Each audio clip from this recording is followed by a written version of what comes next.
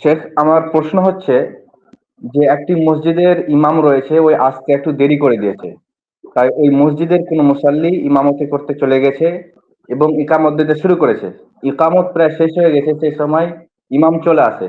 যেহেতু সেই ইমামটি ইমামতের যোগ্য, তাই তাকে আবার মেহরাবে চলে যায় এবং যে মুসাল্লিটি নামাজ পড়াতে গিয়েছিল সে ফিরে চলে আসে। তো আবার কি ইকামত দিতে হবে, না ওই ইকামতেই নামাজ আরম্ভ হয়ে যাবে? জাযাকাল্লাহ। জি, আপনার প্রশ্ন হলো যে ইমাম রাতেব যে নিযুক্ত ইমাম আছেন তিনি আসতে দেরি করেছেন, সময় হয়ে গেলে পারে লোকেরা একামত দিতে আরম্ভ করে, অন্য একজন লোককে আগে বাড়িতে ইমামতি করাতে বলেন। একামত শেষ হতে হতে ইমাম সাহেব চলে এসেছেন, তাহলে ইমাম ইমাম সাহেব তো নামাজ পড়াবেন, যে আসল ইমাম। আর যিনি ইমাম না, যাকে সাময়িকভাবে আপনারা আগে দিয়েছেন, সে পিছিয়ে হটে যাবে, এটাই হলো সুন্নাত। দ্বিতীয় কথা হলো আপনার প্রশ্ন, সেটা হলো এই যে আবার নতুন করে কি একামত দিতে হবে, যেহেতু ইমাম সাহেব একামত শোনেননি।